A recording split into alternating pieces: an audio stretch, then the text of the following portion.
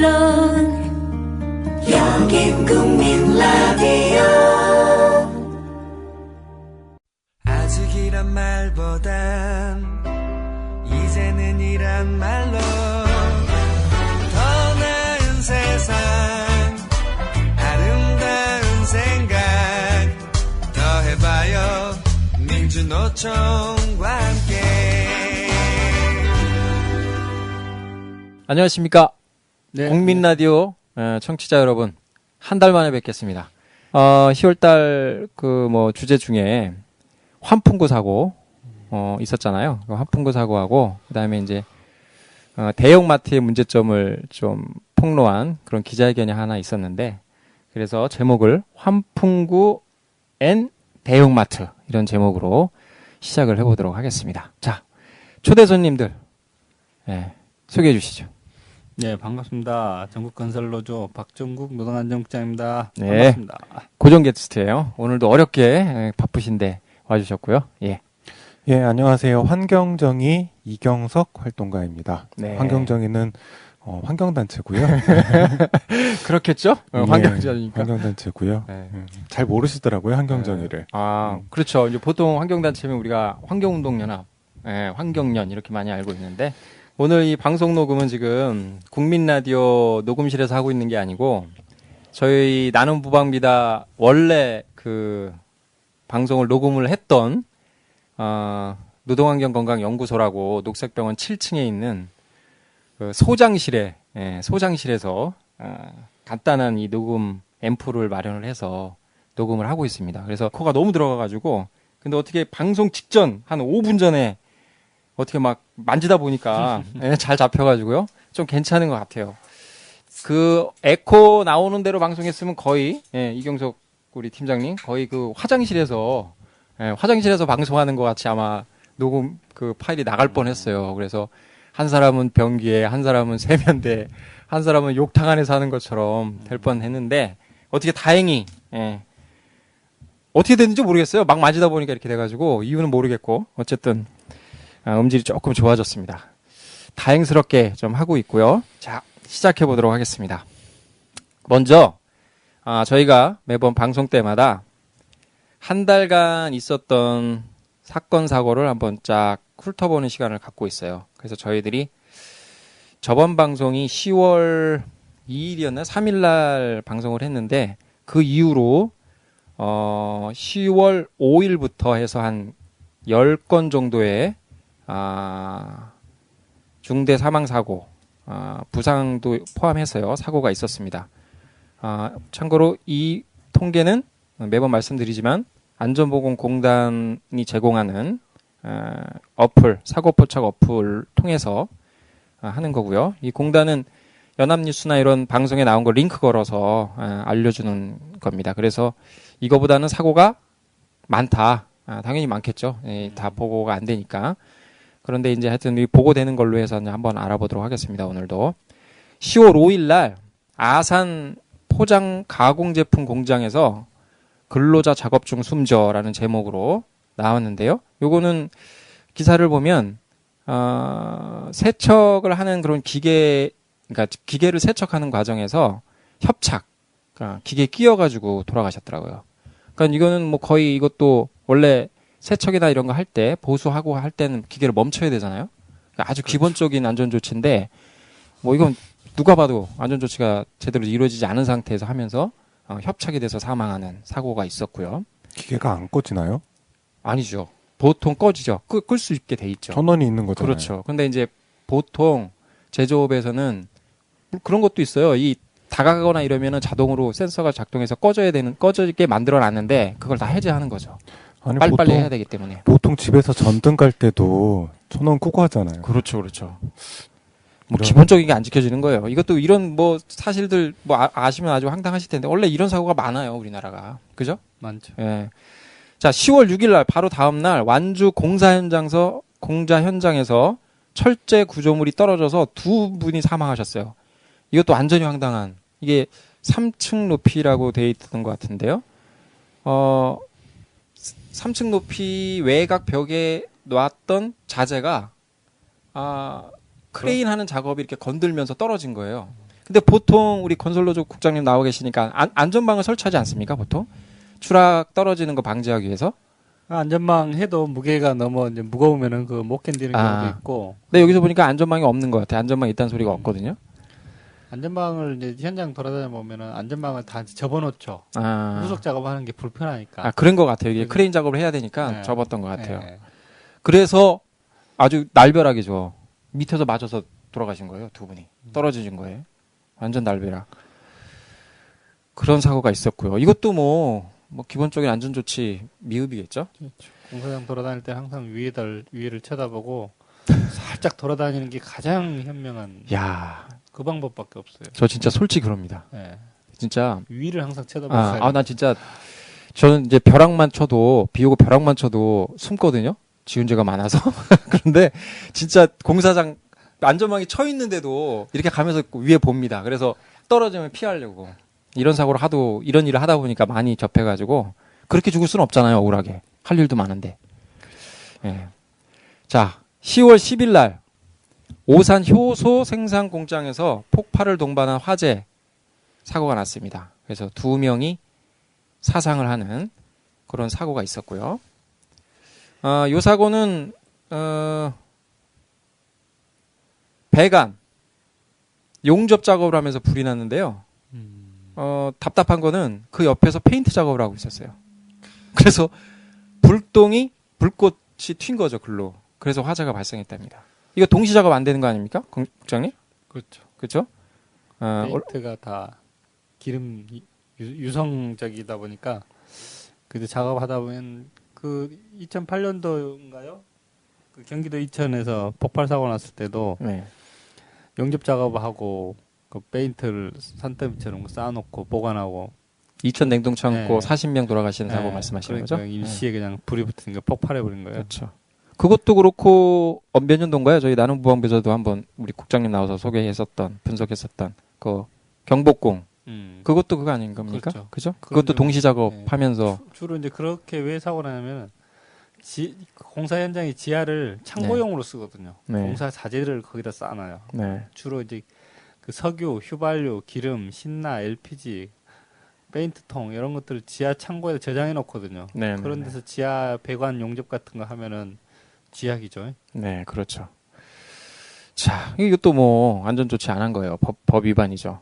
자, 10월 14일 날 울산 울주군 신축공사 현장에서 60대 근로자 추락사 이런 기사인데요. 울주군 화학공장 생산시설 신축공사 현장에서 6m 높이에서 떨어지셨어요. 공장 바닥으로 추락하셔서 돌아가셨습니다. 이것도 뭐 안전망이 없었다는 거죠. 이거는 100% 아닙니까? 이거 써있지도 않는데 100%입니다. 이거 안전망만 있어도 건설로서 추락 사고는 몇 프로 막을 수 있다고요? 예전 통계 본 것 같은데 있지 않았나요? 추락 사고가 거의 절반 가까이 되니까 네. 안전망만 제대로 설치돼도 그 중에 한 3분의 1은 다 살 수 있는 거죠. 그렇죠. 참고로 건설 노동자분들이 하루에 한 2-3분 돌아가시는 걸로 통계 나와 있는 거죠. 건설 현장에서 이렇게 안전망을 잘 안 치는 이유가 뭐냐면은 불편해요, 작업하기가.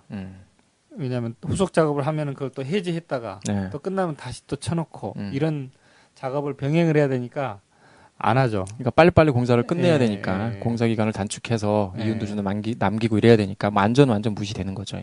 죽거나 말거나. 자, 요번에도 건설 사고예요. 10월 14일 같은 날이네요. 경기 광주 골프 연습장에서 크레인이 넘어져가지고 2명이 사상을 입으셨습니다. 그래도 돌아가시지 않으셨네요.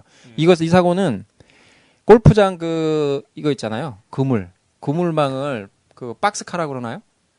네, 크레인 박스카. 네, 거기 스카이. 크레인. 거기 2분이 올라가서 작업을 하시다가 그러니까 이 크레인 받침을 제대로 안 했나 봐요. 그게 넘어진 거예요. 그 크레인 운전기사가 우리 조합원이어가지고. 이 사고는 아십니까? 네. 그러니까 어떤 거요? 5시 좀 넘어서 사고 났는데 네. 예를 들어서 뭐 30m 지점에서 뭐 간판을 달아야 된대요. 네. 근데 그것만 했으면 사고 안 났는데 사업주가 50m 지점에 있는 것까지 하나 더 달아달라고 한 거예요. 그러니까 그걸 붐대를 더 펼친 거죠. 네. 품지니까 이제 무게를 못 이겨가지고 넘어가 버린 거죠. 크레인이. 그런 게 많아요.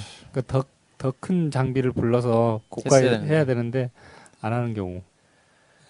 뭐 크레인 넘어지는 경우는 많이 있잖아. 이게 원래 이 발판이 그 규격이 다 있는데 있다며요. 반경 얼마나 펼쳐야 안전하다는 게 있는데 길도 좁고 뭐 여러 가지 이유로 짧게 편다거나 뭐 여러 가지 이유로 제대로 지지를 안 한 상태에서 작업을 하다 보니까 꼬툭하면 넘어가는 거지 크레인이. 그렇죠.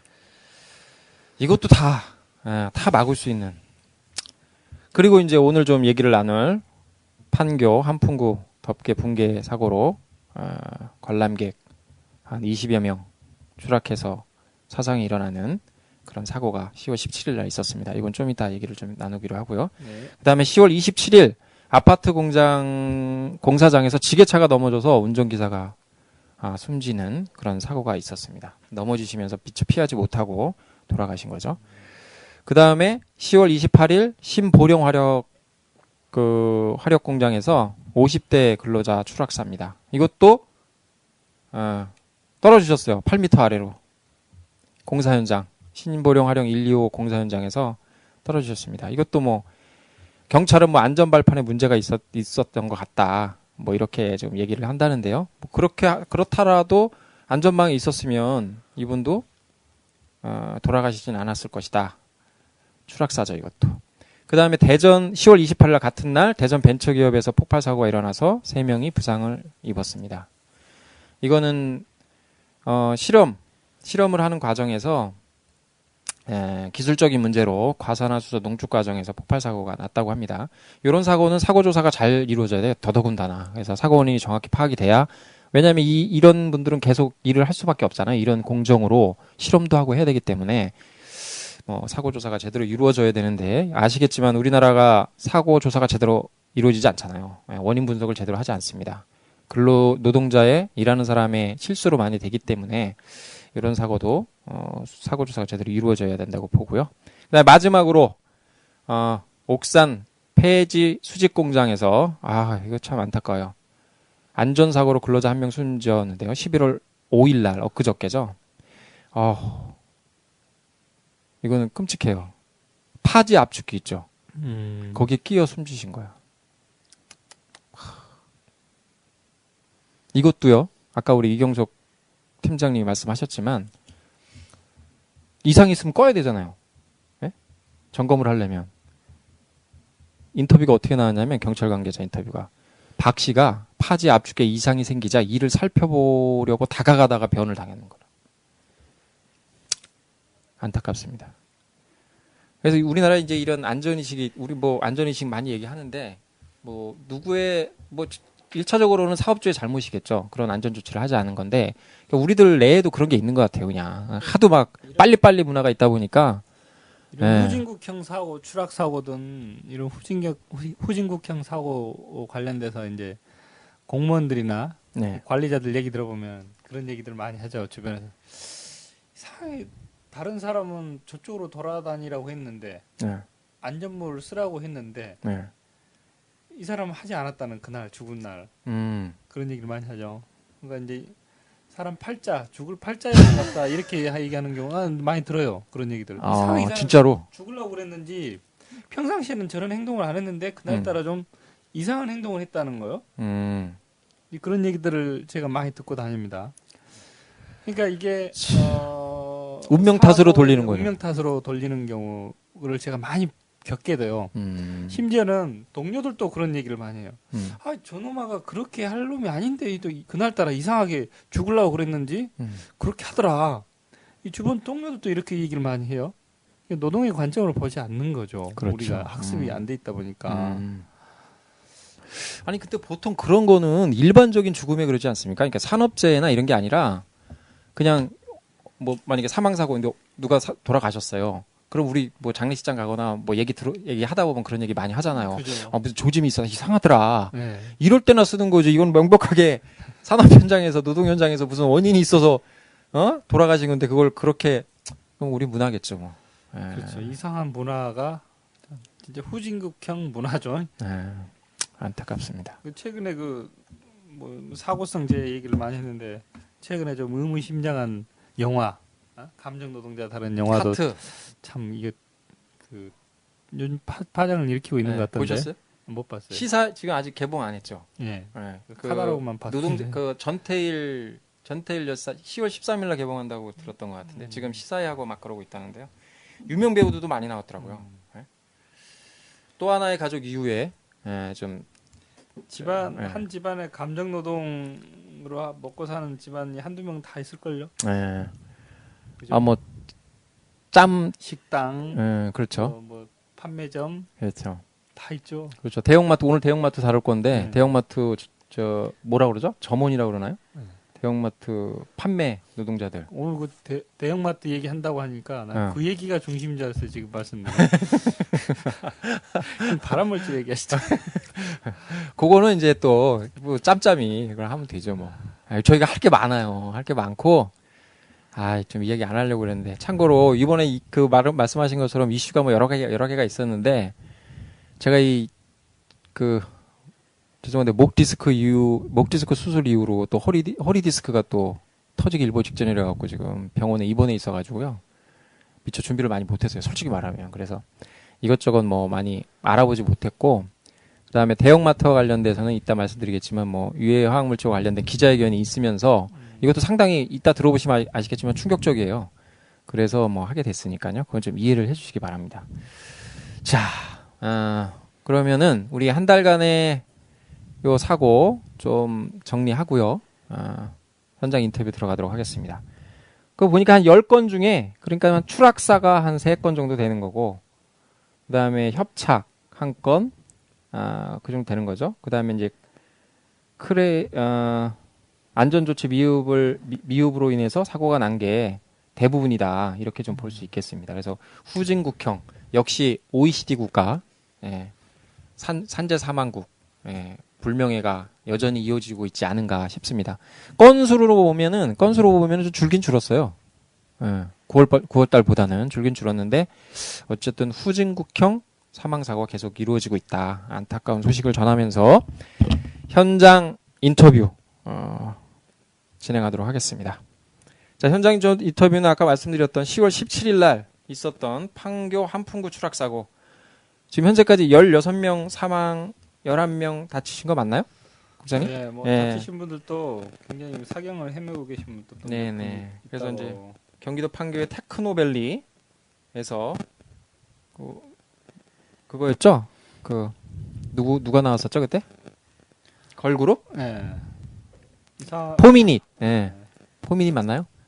현아. 언론이 그쪽 무대 공연한 것만 중점적으로 그렇죠. 보니까 그분들이 아주 죽일 사람이 되어버렸어요. 그렇죠. 아무 죄 없는데. 그렇죠.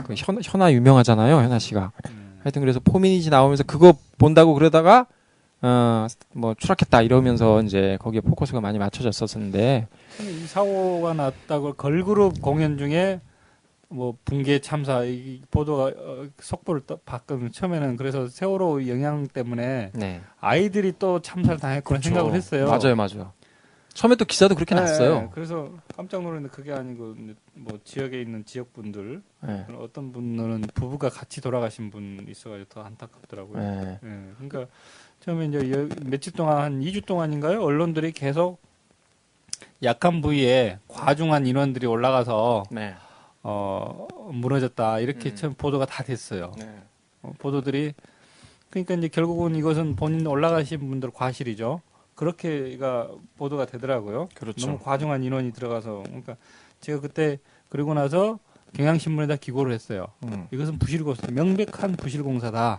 왜냐하면 일반적으로 공사 현장에 그런 시설을 지을 때 저도 이제 사진을 봤죠. 가서 보고 직접 가보셨어요? 예, 기자들이 찍은 사진도 보니까 이건 너무 허술하게 시공이 돼 있는 거예요. 환풍기 덮개가. 그렇죠. 그렇게 하지 않고 그냥 2m 넘게 10십자로 해가지고 그냥 살짝 걸쳐놓은 것일 뿐이에요. 앙카볼트에 딱 걸쳐놓은 살짝 걸쳐놓은 거예요. 그렇게 부실하게 시공을 해놓고 과중한 인원이 올라가서 그리고 너무 턱이 낮게 하니까 누구든지 올라가게끔 해는 만들어 놓고 그런 것들은 이제 명백한 부실공사다 이것은. 그리고 우리나라 굴지에 포스코라는 대기업이 시공한 거예요. 중소기업도 아니고. 그래요? 그런 대기업이 시공을 했는데 이게 이렇게 허술하게 하지 않는다고 분명히 얘기를 했는데 이제 그러고 나서 한 며칠 있다가 경기도 지방경찰청에서 수사 중간 보고를 했어요. 하중 실험 같은 거 다 했더라고. 하니까 이것은 설계 시방사하고 틀리게 시공해버린 거예요. 그러니까 왜 그랬냐면은 그러니까 직접 시공을 해야 되는 거예요. 직접 시공을 안 하고 하도급에 하청하니까 거기에 또 남겨 먹으려고 거기 부실하게 시공했겠죠. 우리나라 건설 구조의 문제죠. 그러니까 이제 대학 교수님들도 다단계 하도급의 문제. 대학 교수님들도 마찬가지고 그 다음에 부실 시공이라는 얘기를 하질 않았어요. 제가 최초로 한 거예요. 언론에다 터뜨리고. 그리고 나서 경기지방경찰청에서 조사를 하니까 부실 시공이라고 최종 판단을 내린 거예요. 그러고 나서 그 다음부터 언론들이 막 뭐 부실 시공이 어쩌고 저쩌고 하더라고요. 야, 우리 나는 모범이다 고정 캐스트 우리 게스트 박정국 국장님께서 야, 씨, 이런 거 한 건 하면 뭐해. 사고를 막아야지. 그리고 나서 이제 모 언론사 기자하고 그 도심에 있는 환풍구 시설을 많이 점검을 하러 다녔어요. 그 기사도 나왔는데 다 점검했다면서. 점검을 해 보니까 그 이 사회에 만연된 안전 불감증 문제를 볼 수가 있었어요. 너무나 허술하게 돼 있는 데 많은 거야. 막 발로 휘청거리니까 막 해가지고 그 용접 그 앵글 철판 용접을 해놓은 부위가 다 떨어져 나가가지고 언제 꺼질지 모를 정도로 그런 것도 종로 3가나 이런 5가 광화문 이쪽이 때 많이 봤어요. 실제적으로. 근데 우리는 그것을 그 이분들이 희생을 당한 거죠. 다른 제3자 국민들을 위해서 희생을 당한 거예요. 판교 누군가는 이런 재해를 당할 뻔한 거예요. 지금까지는. 그렇죠. 돌아다녀 보니까 아니나 다를까 우리는 무심코 그런 데를 밟고 지나다녔던 거죠. 그래서 또 그 하니까 그 전국에 한 서울 시마에도 한 6천 곳이 넘는다고 그러더라고요. 환풍구. 네, 그래서 민간 시설까지 하면 더 많고, 그럼 전국적으로 확대했을 경우에 더 많은 거죠.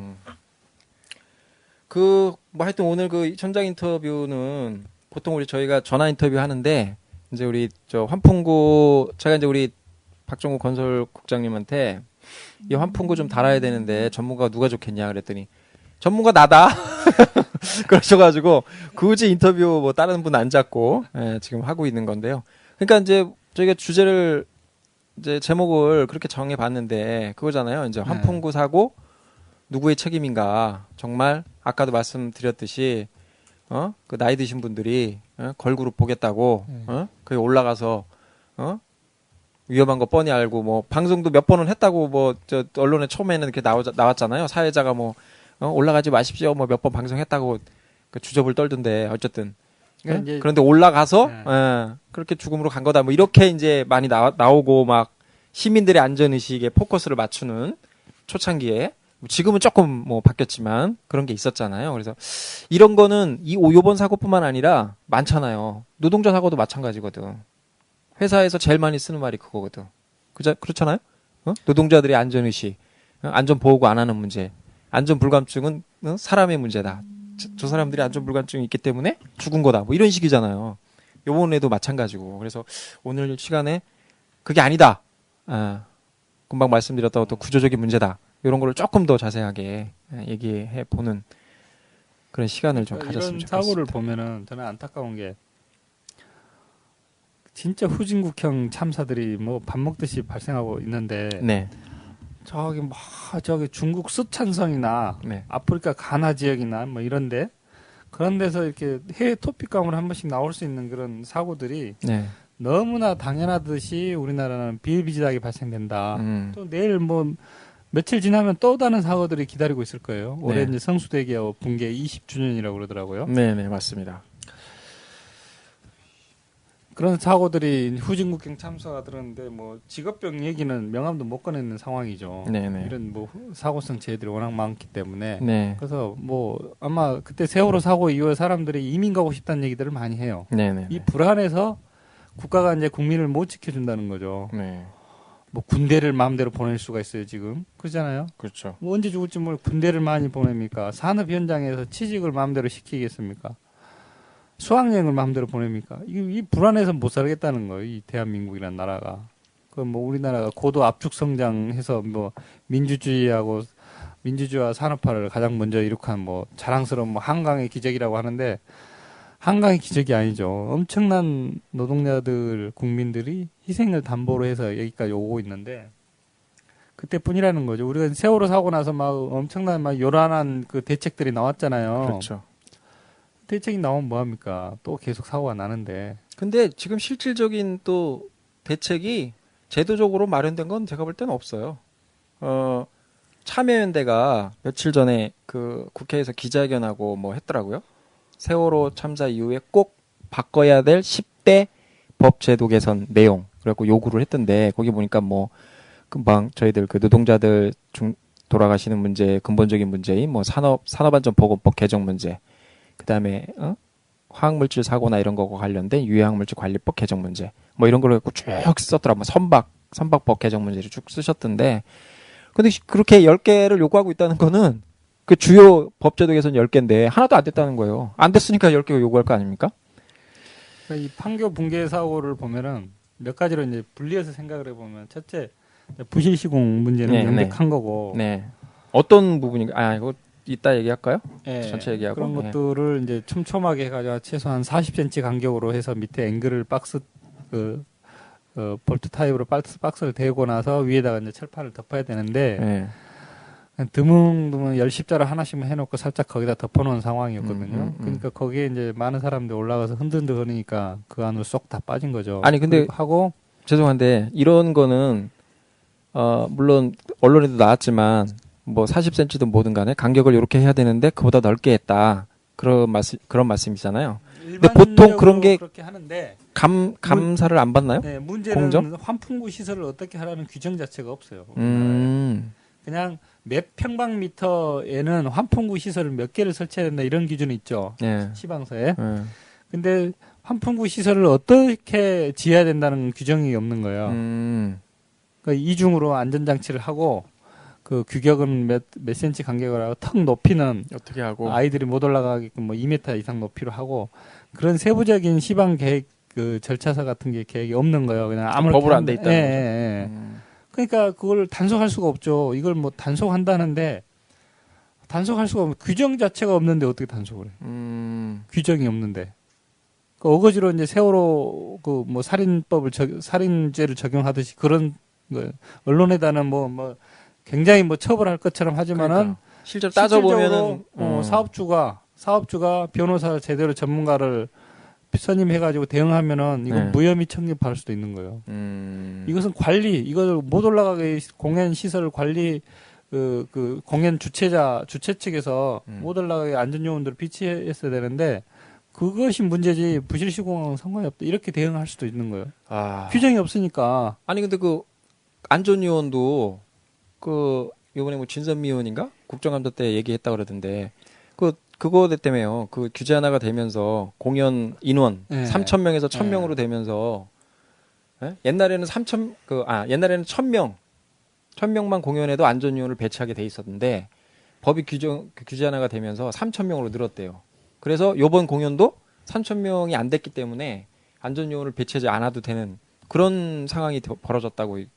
3,000명 설사 그렇다 하더라도 3,000명 이상 된다 해도 안전요원을 그렇게 많이 배치하지 않죠. 왜냐하면 그때 이제 기구하면서 제가 하는 얘기가 이건 공연 입찰 방식에도 문제가 있다는 거죠. 그것을 안전요원을 몇 명 배치해가지고 확인하게끔 돼 있는데 그렇게 하지 않으니까 공연이라는 게 뭐냐면은 수백 개 수많은 업체들이 최저가로 입찰해서 공연 계획을 하나씩 따내잖아요. 그렇죠. 결국은 이 사람들이 남는 것은 인건비로 남는 거예요. 그러니까 맞습니다. 안전요원을 미배치할 수밖에 없는 거죠. 그렇지. 한 사람한테 20만 원씩만 줘봐요. 그런 것들이 있기 때문에 그러니까 아예 공연 입찰을 할 때 안전요원을 몇 명 배치해야 된다 이런 것들 세세하게 규정이 들어가줘야 된다. 그렇죠. 네, 그런 것이 없으니까. 네, 맞습니다. 그 많은 그 대중들을 관리를 하려면은 얼마나 많은 안전요원이 필요하겠어요. 뭐 교통사고 날 수도 있고 별의별 사고들이 날 수 있죠. 그런 것들을 단속을 잘. 그러니까 그 아까 말씀드렸던 내용을 좀 기사로 구체적으로 보면은 지난해 2월에 안전행정부가 재난 및 안전관리 기본법이라는 게 있잖아요, 저희가. 그 시행령을 개정하면서 지역 축제 인원을 3,000명으로 완화한 거예요. 안전관리 대상 지역 축제 인원을. 그러면서 그 전에 이런 경우가 있었대요. 이런 그 지역 축제 경우가 그럴 때는 10여 명 정도. 지난해 7월 인천에서는 1,000명 정도로 소규모 축제였지만 자치단체가 지역 축제장 안전 매뉴얼을 적용해서 행사 안전 요원 10명을 배치했다고 합니다. 그러니까 이제 말씀하신 것처럼 그런 법이 없으니까 지역 자치단체에서 그 지역 자치단체에 맞는 안전 매뉴얼을 만든 거죠. 자체적으로. 그래갖고 이제 안전 요원을 배치해가지고 진행을 했다고 하면서 이런 안전 매뉴얼을 지역 자체적으로 만들어서 규정을 만들어서 하는 것도 방법이지 않냐. 일단 뭐 법 제도 개선하는 건 화목차사니까 그런 내용들을 발표를 했다고 합니다. 이렇게라도 해야 될 것 같아요. 만약에 지금 법 제재할 수 있는 법 조항이 없다고 하면 뭐 지금 말씀하신 것처럼 환풍구가 지금도 그렇게 많다는데 다 개선은 안 됐을 거 아닙니까? 그렇죠. 어? 이게 워낙 많이 예산이 드는 거나 공사를 다시 해야 된다거나 그런 경우도 있고 또 이제 국토교통부가 만들어 놓은 그 시설물 설치 안전 기준이 턱없이 너무 낮아요. 그걸 대폭 강화해야 되는 상황이고 그런 것도 이제 따라줘야 되고 시설물 설치 안전 기준법. 네. 이게 산업통상자원부 쪽에서 국토해양부에서 고시하게 돼 있는데 네네. 너무 턱없이 낮게 돼 있어가지고 그것도 대폭 강화해야 되는 부분이 있겠더라고요. 그렇죠. 이게 모든 공공시설의 안전 규정을 말씀하시는 거죠? 맞습니다. 요거 말씀하시니까 그 화학산단이나 이런 주요 산단도 설비가 노후화된 게 엄청 많아요. 뭐 화학산단 같은 경우는 한 30-40년 됐으니까. 그래서 노후 설비로 인한 사고가 많은데 그 노후 설비 그 장치마다의 규정이 다 제대로 안 돼 있어요. 비슷해요. 그래서 지금 노후 설비 개선과 관련된 준비를 하면서 요 법을 좀 적용해서 이게 지금 시설물 설치 안전 기준법이기 때문에 어떻게 보면 사업장에 있는 그런 화학산단 설비나 공장 설비도 시설물 설치잖아요. 그래서 요런 법이 있으니까 요런 법을 벤치마킹해서 세세하게 그런 장비, 설비 요것도 규정을 만들어야 된다. 이제 요런 지금 토론회와 논의가 진행이 되고 있거든요.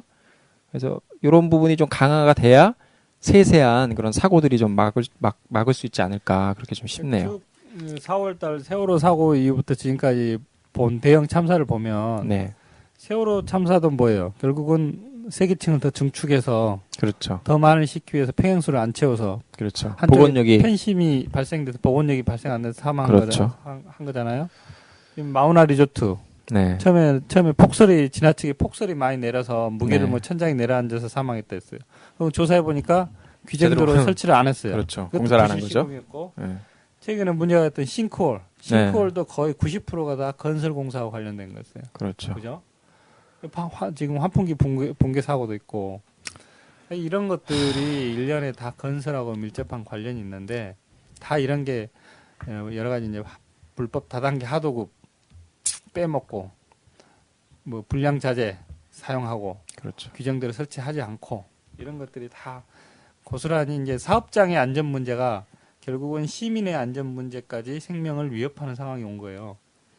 맞습니다. 그래서 그때 이제 현재순 국장님이 추진하고 있는 그 뭐죠? 지역사회 감시센터 이런 거 감시. 화학물질 감시 네트워크. 뭔가 현장에서 일하시는 분들이 그 사업장의 위험 요소를 잘 아시는 분들이 제보를 해줘야 돼요.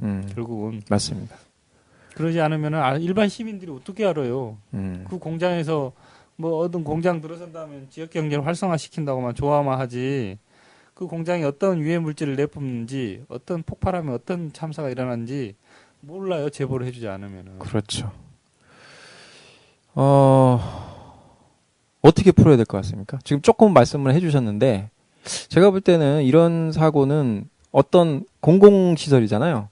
공공시설이 터질 때마다 하나씩 다 하기에는 또 이제 완전히 이제 뒤쫓아가는 거죠. 이제 뭐 사고 나면 이제 뒤처리하는 소일거 외양간 고치는 그런 격이 될 텐데 근본적인 거는 이 건설 공사의 어떤 근본적인 개선이 있어야 되지 않겠습니까? 계속 말씀하시는 건설 다단계 하도급 문제하고 최저가 낙찰제 문제 이 문제가 어떻게 보면 고리 아니겠어요? 그게 좀 어떻게 구조적으로 돼야 그나마 뭐 안전 쪽에도 좀 비용이 들어가면서 좀 쓸 수 있지 않을까 싶은데 모든 사고가 다 지금 그런 거 아니겠습니까? 아까 말씀하신 올해가 성수대교 붕괴 20주년 이라고 했는데 뭐 그런 기사도 많이 나왔더라고요. 이제 94년 10월 21일 날 이제 성수대교 상판이 끊어진 건데 32명이 사망하고 이것도 이제 부실 용접과 설계 이걸로 원인이 밝혀졌잖아요. 그때 당시에 그 성수대교 공사를 할 때 지금 조합원들이 우리 노조에 몇 분 와 계신데 그때 당시에 그때 당시에 그런 얘기를 했대요. 나는 성수대교를 안 지나다닌다. 왜? 용접을 일자로 쫙 용접을 해야 되는데 중간중간 한 군데씩 용접을 했다는 거예요. 계속 안 하고? 네, 드문드문 하나씩. 그러니까 일하시는 분들도 이러면 안 되는데 얘기했겠죠. 근데 이제 빨리빨리 하라고 도급을 줘버리니까 팀 도급을 줘버리니까 그 팀 도급자들은 또 남겨 먹어야 되고 그 당시에도 나는 성수대교를 안 지나다닌다고 이런 얘기들을 장난삼아 얘기했다는 거예요. 너무 답답합니다.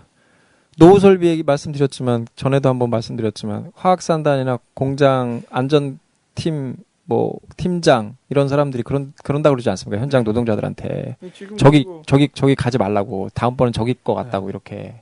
얼마 전에 그 MBC PD 수첩에서도 그 얘기하더라고요. 이제 몇 년 지나면 우리나라가 아파트들이 30년 맞습니다. 이상 다 노후화된대요. 네. 그러면 그 안에 이제 철근이나 이런 것도 다 빼먹고 시공했던 것들 이런 것들 부실화되면서 건물의 상당 부분 균열이나 이런 문제들이 생긴다는 거예요. 전국적으로 다. 벌써부터 균열 생기는 아파트들이 많이 발생되고 있고. 근데 그것을 이제 시구청에서 나와가지고 책임지기 싫으니까 빨리 이주하십시오 하고 스티커 하나 붙여놓고 간다는 거예요. 그러면 그렇죠. 이주부를 주십시오 하니까 예산은 없습니다. 하여튼 우리는 어떻게 하라는 거야? 하여튼 우리는 얘기했으니까 철거 명령 내렸으니까 이주하십시오 한다는 거예요.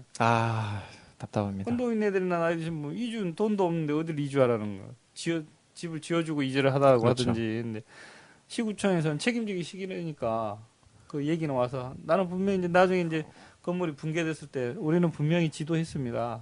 이렇게 할까요? 그러니까 국가와 정부의 헌법에도 나와 있는 의무가 첫 번째 의무가 국민의 건강과 생명인가 생명과 안전인가? 정확히 어떻게 표현인지 모르겠는데 하여튼 안전과 생명을 지키는 거 아닙니까? 그게 첫 번째 의무인데 그냥 나 몰라라 하는 거 아니에요? 그렇죠. 알아서 살으라는 거 아니에요 지금? 싱크홀도 다 피해가고. 어제 무슨 드라마 보니까 제가 이제 입원해 있어가지고 할 일이 없어서 TV를 많이 보는데 어제 무슨 장나라인가요? 거기 나오는 드라마. 싱크홀이 발생해가지고 두 사람이 빠져가지고 차가 빠져가지고 막 난리 나는 그런 장면이 나오던데 한복판에서.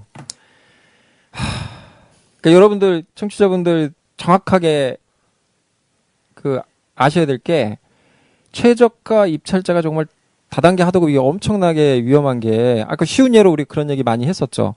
1,000만 원짜리 공사면 이게 하도급이 한 2, 3차례 밑으로 내려가면 뭐 200만 원, 100만 원짜리 되는 거예요. 쉽게 얘기하면. 그렇죠. 1,000만 원짜리 공사가. 그러면 어떻게 합니까? 만약에 뭐 반으로 줄었다고 쳐도 그럼 어떻게 해요? 줄일 방법이 없잖아요. 그러니까 공사 기간을 단축을 시키고 그다음에 이런 그 입찰을 할 때 입찰가에는 산업안전 관리 개상비라고 하는 안전보건에 관련된 투자 비용이 원래 정해져 있어요. 포함돼 있단 말이에요. 근데 그걸 쓰질 않는 거야. 그걸 딴 데 쓰는 거지 이제. 그러니까 안전망도 허술하게 하는 거고 아예 없는 데도 있고. 우리 지나가다 보면 요새도 안전망 없이 공사하는 뭐 2, 3층짜리 주택 만드는 거 보면 없이 하는 데도 있어요. 그러니까 그런 식으로 되니까 이게 사고를 막을 수가 없는 거예요 지금. 그러니까 이게 세월호 사고가 나니까 요란스럽게 무슨 재난 아니 무슨 안전처요? 재난 안전처 만들고 요란한다는데 실질적으로 청와대를 중심으로 한 그쪽에서 언론 플레이를 해서 국민의 안전을 위해서 외치고 있는 거하고 제가 최근에 국토교통부나 노동부 행정 공무원들을 많이 만나러 다녀요. 그 사람들이 느끼는 안전의 문제하고는 상당히 괴리감이 있다라는 거예요. 뭐 쉽게 얘기하면 어떤 괴리감인가요?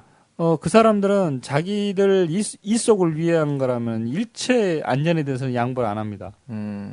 최근에 이제 타워 크레인 때문에 국토교통부 면담을 갔다 왔는데요. 세상에 소형 타워 크레인은 비전문가도 누구든지 18시간 교육만 받으면 누구든지 조종을 할 수 있도록 규제를 완화해 준 거예요. 크레인을? 그렇게 사고가 많은 크레인을? 그러면서 야 이게 뭐냐면 자기들은 그걸 규제를 강화한 거라는 거예요. 말이 안 되는 거죠. 그래서 야, 이 사람들이 생각하는 거하고 청와대에서 안전을 부르짖는 거하고 상당히 괴리감이 있구나. 이게 왜 그러냐면 건설회사들 이익을 대변해 주는 거고. 그러니까 이런 것들이요. 그러니까 일선 행정 공무원들이 내놓은 안전 대책하고 네. 청와대에서 내놓은 안전 대책하고 엄청난 괴리감이 있는 거예요. 진짜 그걸 피부로 느끼고 있는. 그 시구청 우리가 이제 시구청 면담도 자주 가거든요. 네. 그 사람들하고도 얘기해 보면 답답해. 진짜. 답답해. 그 이놈의 나라를 어떻게 해야 됩니까, 정치자분들. 정말 이 안전보건 얘기를 하다 보면요, 막 가슴이 답답해 미칠 지경이에요. 제가 이제 교육이나 뭐 이런 걸 이제 많이 다니는데 하다가 혼자 흥분하는 경우가 많아요. 그래서 사람들이 막 이제 자중하시라고 흥분하지 마시라고 그러는데 막 하다 보면 알면 알수록 이제 답답한 거죠. 알면 알수록 황당하고. 근데 되진 않고 이 뭐 무슨 정신을 가지고 이 국가를 운영하는지 알 수가 없는 이 나라예요. 정말 답답합니다. 건설공사 같은 건 재해를 예방해서는 직접 시공을 해야 되는 거예요. 특히 뭐 100% 다 직접 시공이 어려우면은 위험 공정만이라도 직접 시공을 해야 돼요. 삼성이면 삼성건설에 직접 시공을 해야지. 거기서 30% 남겨먹고 또 하도급 내려주고 그런. 근데 국장님이 보시기에는 그 현실성이 있습니까? 그러니까 우리 예전에도 좀 얘기했는데 하도급, 불법 다단계 하도급, 최저가 입찰제 바꿀 수 있어요? 바꿀 수 있죠. 외국 같은 경우는 오히려 하고 있고. 근데 우리나라 지금까지 안 되는 건 뭐라고 합니까? 공사 관행이죠. 공사 관행과 관행과 로비, 건설주들의 우리가 그런 걸 뭐라 그러죠? 초기에는 직접 시공을 했었거든요. 우리나라가. 대우건설, 현대건설에서 목수들을 직접 채용해서 공사를 했었어요. 근데 IMF 터지고 나서 규제 완화되면서 다 이걸 외주화로 돌렸지. 그런 문제가 있었고 아마 지금 판교 붕괴 사고도 마찬가지로 그 공연기획사가 또 외주화를 줬을 거예요. 부분 도급을 줬을 거란 말이에요. 용역 일부 관리 쪽은 용역을 주고 뭐 했을 거예요. 그런 문제도 분명히 있을 거란 말이에요. 제가 알고 있기로 건설 노조나 플랜트 노조나 하여튼 건설 그쪽으로 해서 이 최저가 입찰제 적정가 입찰제라고 그러죠. 반대로는 그런 거나 뭐 다단계 하도급 문제를 바꿀 수 있는 그런 법제도 개선과 관련된 법안도 발의가 돼 있는 거 아닙니까? 마련돼 있는 거 아니에요? 그렇죠. 발의는 했는데 그게 언제 통과될지 그렇죠. 기약이 없고 가물가물하죠. 국회의원들과 건설 업주들과의 뭐 유착? 그렇죠. 그러니까 최근에 뭐 우리나라 모든 부정부패 보면 다 건설업자 끼고 있으니까 뉴스 보면은 다 그러잖아요. 건설업자 김모 씨가 뭐 어쩌고 저쩌고 뭐 비리 토건족이라고 그러죠. 토건족. 다 지금 뭐 그래서 지금 원자력 발전소나 이런 데도 안전에 문제가 있는 게 다 그 공사하던 중에 싼 걸로 자재나 이런 것들을 다 허술하게 그러니까 미친 사람들이에요. 자기가 죽을지도 모르고 무슨 생각을 가지고 하는지 모르겠어요. 더 하다가는 이게 방송의 흐름이 흥분될 것 같아요. 끊어질 것 같아요. 참 어떻게 보면은 가끔 이제 우리나라가 해외 공사 뭐 몇천억 달러를 뭐 수주했다라고 막 그 공사를 주는 외국 바이어들도 나는 이해를 할 수가 없어요. 한국에 이런 부실 공사 사고들이 이렇게 많이 터지는데도 아마 최저가로 입찰해서 따냈지 않을까 하는 생각이 들어요. 다른 외국의 그 유수한 그 메이저급 건설회사들하고 입찰을 붙어서 우리나라가 땄다는 것은 요번에 이명박 단가 후려치기밖에 자원외교하고 비슷한 거 아니에요? 네. 그렇죠? 지금 자원외교 때 잘못하면 이 새끼 빵에 갈지도 모르는 이 새끼가 아닌데 이거 방금 나왔네. 그걸 띄워줬던 언론사 기자들 확인도 하지 않고 띄워줬던 언론사 기자들도 정신없는 그렇죠. 분들. 완전 자원외교 지금 난리도 아니잖아 이 나쁜 놈. 정말 몇천억 달러를 뭐 수주했니 많니 막.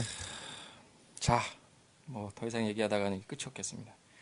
자, 오늘 그 현장 인터뷰 환풍구 누구의 책임인가? 시민들 책임이 아니라는 거죠. 그렇게 몰아가서는 안 된다 이런 거죠. 시민들은 공짜 공연 본 죄밖에 없죠. 그렇죠. 네. 자, 우리 돌아가신 16분의 명복을 빌면서요. 마치도록 하겠습니다. 자, 바로 이어서 한마디도 안 하셨나요? 한마디 하셨나? 중간에? 그렇죠. 제가 말을 하러 나왔는데 계속 제가 눈치만 보고 있었습니다. 얘기를 하면서도 계속 말을 하러 나왔는데 지금 야, 하는 벌써 50분 지났어요. 이거 어떻게? 하는 얘기가 너무 재밌어서 계속 이렇게 두리번두리번 거서 듣고 있다가 제 본분을 까먹었습니다. 자, 본분을 다 하도록 합시다 이제.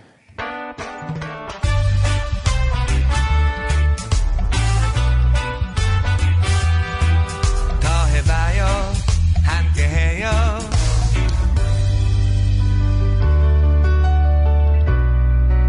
노동과 세계는 정호희 민주노총 홍보실장의 진행으로 함께합니다. 매주 토요일 아침 10시 반에 만나요. 더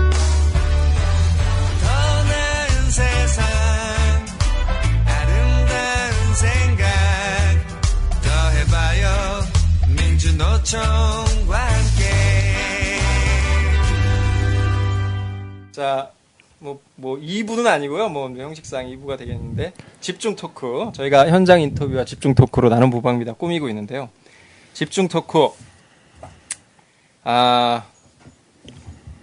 저기 대형마트가 위험해요. 이런 제목으로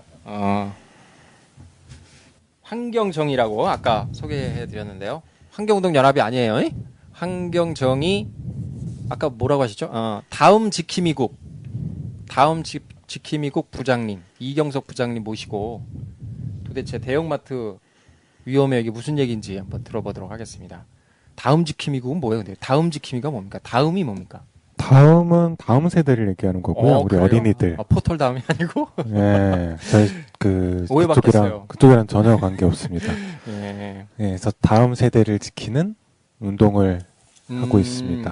자, 그래서 왜 모셨냐면 지난 10월 21일인가요?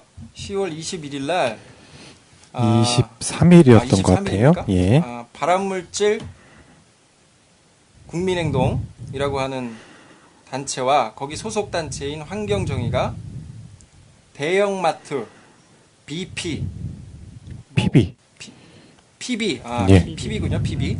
이제 뭐 영어인데 쉽게 말하면 이제 대형마트에서 자체 브랜드 있잖아요. 뭐 이마트 가면 이마트 상표 찍힌 자체 브랜드. 그 생활용품을 이제 조사를 한 거예요. 분석을 해가지고 시료 분석을 한 거죠. 그랬더니 유해 물질이 많이 나왔다. 그래서 그런 기자회견을 하시면서 주방 세제나 뭐 이런데 뭐 유방암을 일으키는 뭐 그런 게 있다 뭐 이런 기자회견을 하신 겁니다. 그래서 오늘 모셨어요. 도대체 이게 뭔 얘기인지 우리 청취자분들도 뭐 처음 들으신 분도 계실 거고 뭐 뉴스에서 보신 분들도 계실 텐데 오늘 그거를 집중적으로 준비하시고 하셨던 분이라서 많은 얘기가 있을 것 같습니다. 시간이 한 30분 정도 남았는데요. 한 30분 정도 남았는데 좀 빨리 진행 한번 해보도록 하겠습니다. 자, 먼저 왜 마트가 위험한 거예요? 네? 왜 마트가 우리 제목도 그거니까 마트에서 판매하는 상품이 사실 위험한 거죠? 네네네. 네. 저희 주변을 딱 둘러보시면 지금 네. 앉아 있는 곳을 한번 둘러보시면은 가구, 네. 바닥, 네. 벽지 대부분 화학물질로 이루어져 있는 네, 것들이죠. 네, 그렇죠. 뭐 의자. 네. 예, 대부분. 집안도 마찬가지입니다. 그렇죠. 거기서 휘발성 유해물질들, 네, 휘발성 화학물질들, 유기화학물질들 시작해 갖고서 저희가 밥 먹을 때도 후라이팬에다가 그렇죠. 그 후라이팬에도 가불화합물 세수하거나 뭐 닦을 때도 이게 다 화학물질로 이루어진 건데 네. 이거 뭐가 들어있는지 아무도 몰라요. 뭐 아시겠지만 기업의 비밀인 거고 뭐 성분 자체가 공개가 된다고 하더라도 얼마나 들어있는지도 모르고 네. 그러니까 소비자들이 그걸 구매를 할 때 제대로 구매를 할 수 있는 방법이 없는 거죠 사실. 그렇죠. 알고. 네, 싸거나 아니면은 그냥 광고에 이거 좋다더라. 네. 그렇죠. 아니면은 이 마트 같은 경우에는 뭐 큰 마트니까 안전할 거다. 뭐 안전할 거다. 이런 식으로 구매를 하는 거예요. 근데 지금 보니까 대형마트가 더 위험하다는 거 아니에요? 해보니까. 그죠? 실제 조사를 네. 3차례를 진행을 했는데 그 과정 중에서 그 위법 사항을 2개를 발견을 했어요. 진짜 얼마나 위험한지. 별 생각이 없이 네. 했는데 그 2개가 걸렸어. PB 상품이었던 거죠. 그래갖고서 하나는 이름도 참 생소해요. 예. 그러니까 대부분 뭐 그 마트에 네. 그 이름을 달고 판매할 거라고 생각을 하시는데 네. 안 그런 제품들도 있어요. 뭐 마트에 그 PB 상품 브랜드에 분스라고 있어요. 분스? 예. 그 PB 상품 같으세요? 뭡니까 그게? 화장품 화장품인데? 관련된 건데. 그 얘기만 들으면 모르죠. 그쵸. 뭐. 예. 그냥 살 수밖에 없는 건. 음. 그래서 저희도 별 처음엔 모르고 있다가 그 문제가 있기 때문에 법률적인 문제가 있기 때문에 네. 한번 확인을 해봤더니 그 이마트의 PB 상품이었던 거죠. 그러니까 거기서 뭐가 어떻게 나온 거예요? 그때 조사했을 뭐가 때는 나온 거예요? 트리클로산이라는 환경 호르몬이 네. 화장품에서 법적 기준이 있어요. 그 기준을 초과해 갖고서 네. 발견이 됐었죠. 핸드워시였어요. 핸드워시? 손 닦는 거. 손 닦는 거? 손 세척제? 네. 그래서 뭐 비슷한 사례들을 봤을 때 PB 상품에서 문제가 발생을 한 거고 네. PB 상품은 특히나 마트에서 관리가 가능한 거잖아요. 그렇죠. 쥐들이 하니까. 네, 자체 개발하고 네.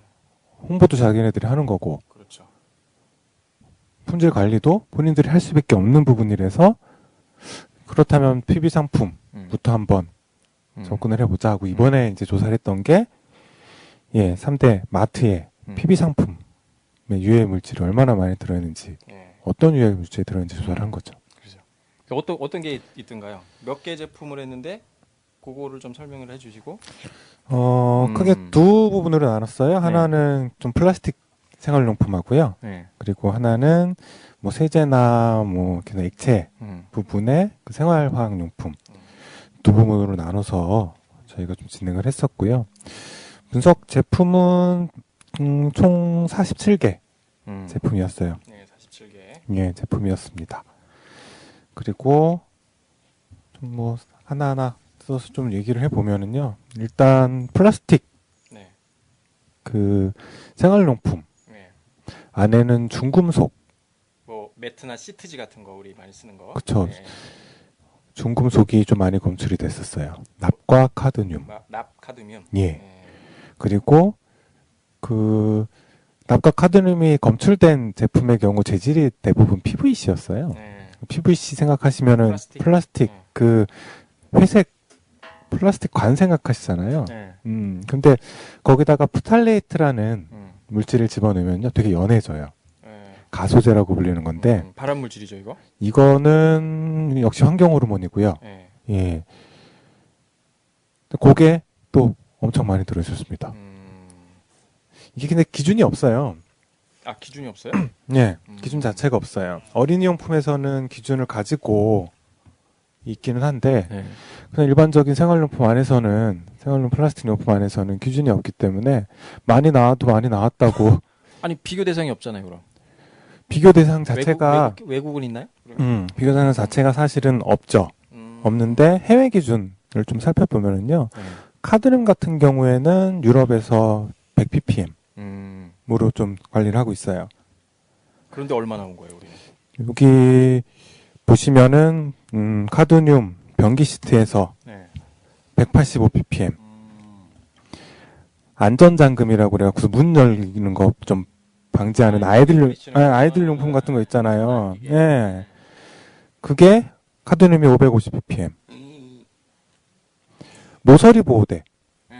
예, 모서리 보호대 같은 경우에는 카드뮴이 1057ppm. 그러니까 국내 기준이 없다 보니까 판매를 하는 거고, 이게 문제는 이게 모서리 보호가드나 그 문 열림 방지하는 거 이거 왜 쓰세요? 뭐 애들 그쵸. 때문에 쓰는 거죠. 애들 안전. 애들 용품은 사실은 관리가 돼요. 프탈레이트나 중금속이 아이들 용품 같은 경우에는 법적 기준으로 정해져 있어요. 근데 아이들을 위해서 사용하는 이런 용품들이 그냥 생활용품이라는 이유로 관리가 안 되고 있던 거죠. 아 그래요? 그 법이 어디에서 그렇게 규정을 하고 있는 건가요, 그거는? 요 법은 공산품이기 때문에 그 규정 관리법? 자체는 자율안전 확인 관련된 데서 규정을 하고 있는 부분이고요. 규정이 없으니까 어디서 규정하고 있는지 얘기할 수가 없죠. 그렇죠. 아니 어린이. 어린이 예, 어린이 거는? 네, 고기, 농산품. 그러면 이제 규정을 하면 그 법에 그 규정에다 넣어야 되겠네요. 그러면. 그렇죠. 이게 어린이 용품이다. 어린이가 사용하는 용품이다. 네. 라고. 예. 어디 가세요? 자기가 다 했다고 가가면 안 되지. 네. 네, 자리를 잠깐 비우셨네요. 이게 또 오늘 병원에서 녹음하고 있는데요. 제가 이동을 못 해가지고 또 어머님을 모시고 왔어요. 어머님이 또 아프시다고 그래갖고 병원 지금 어머님 진료 하시고 좀 계신 겁니다. 어머니한테 연락이 왔나 봐요. 자연스럽게 왔다 갔다. 네, 저희들이 이렇게 방송해요. 자, 예. 그래서 어린이 생활용품이라고 이게 규정이 되어 있지 않기 때문에 관리가 안 되고 있었던 거죠. 또 볼까요? 예, 좀 조금 더 우리 청취자분들이 좀 당황하실 수 있는 내용으로 변기 시트 말씀하셨고 세척제? 주방세제 이런 데서 뭐가 나왔나요? 주방세제에서는 일사다이옥산이라는 발암 물질이 나왔어요. 유방암 일으킨다는 거? 그렇죠. 유방암을 일으키는 걸로 네, 알려져 있죠. 네. 근데 주부들이 다 쓰는 건데 진짜 완전 연관돼 있네요. 요거는 조금 더 이상한 문제가 있어요. 실제 사용을 하지 못하게 돼 있거든요. 네. 근데 어떻게 사용하는 거예요, 그러면? 근데 이게 계면활성제를 네. 배합하고 혼합하고 만드는 과정 안에서 스스로 만들어지는 거예요. 헐. 는 게 아니고? 예. 그럼 어떻게 막아요, 그러면 그거? 실제 맞는 방법이 없는 건 아니더라고요. 제조 과정 중에 그 진공이나 복잡하네요, 이거. 공기 관련된 부분 이게 약간 좀 후작업을 하면은 충분히 없앨 수 있는 물질인데 그런 거 신경을 안 쓰는구나. 그렇죠. 그리고 여기서 이제 또 기술 얘기가 나오는데 기술이 없대요. 외국은 있어요? 뭐 외국에서는 그러니까 지금 그 검사한 제품 안에서도 많은 것도 있고 적은 것도 있어요. 거의 노출 수준으로 요만큼 조금 0.0 뭐 이렇게 ppm 정도 나온 것도 있고 50 ppm 가까이 나온 것도 있어요. 차이가 많잖아요. 그러니까 충분히 그 관리를 하면서 없앨 수 있는 부분임에도 불구하고 관리 자체가 기준이 워낙 높기 때문에 관리가 안 되고 있는 거죠. 실제 해외 뭐 기업에서는 자체적으로 이런 걸 관리를 하더라고요. 그래서 법적 기준보다 훨씬 낮게 본인들이 관리를 하겠다, 막 기사도 내고. 우리가 이제 강제성이 있는 법 제도가 아니라 자체적으로 기업이 그렇죠. 기업이 알아서 우리한테는 그걸 바랄 수가 힘들 것 같아요. 없잖아요. 그래서 어쨌든 국내에서는 요거를 100 ppm 정도로 관리를 하고 있는데 해외 유명 기업이에요. 다국적 기업이긴 한데 어딘데요? 뭐 말씀하면 안 되나요? 이 기업이 좋은 기업은 아니라서 요 하나 좋다고 그래서 제가 여기서 얘기하기가 그래요? 네. 그 유아용 제품에선 1에서 5 ppm 정도 그리고 성인용 제품에서는 10 ppm 정도 해갖고서 줄여서 본인들이 직접 관리를 하겠다. 그 기준보다 10배 밑으로 라고 얘기를 하고 있고요. 이번에 저희가 조사 과정 중에 가장 많이 나왔던 주방세제. 주방세제에서는 요게 56.17 ppm이 나왔습니다. 그래도 반이네요. 기준에. 갭 차이가 많이 나죠. 이런 기업 칭찬해줘야 돼요. 칭찬은 할까요? 그럼 저희 우리 옛날에 방송할 때 그 화물차 어딥니까 저기 어디죠? 발암물질 진단 사업 했던데 어디였죠? 저기 군산에 있는 갑자기 생각이 안 나네요. 그래서 그 화물 트럭 만드는 회사인데 대우인가요? 대우 화물차였나요? 그래서 저희가 막 칭찬하고 막 많이 이용하자고 그러고 막 그랬었어요. 어쨌든 안전한 거 해야죠 뭐. 특히 주방세제 같은 경우에는 주부님들이 많이 사용하시잖아요. 네네. 유방암 관련된 문제가 보고된 만큼 좀 더 좀 관리를 잘 해야 될 것 같아요. 야, 이거 연관성이 있으면은 유방암을 앓고 계신 분들이 이 이유 때문에 유방암을 알았다, 발병한 거다. 그럼 어떻게 되는 거죠? 보상을 받을 수 있나?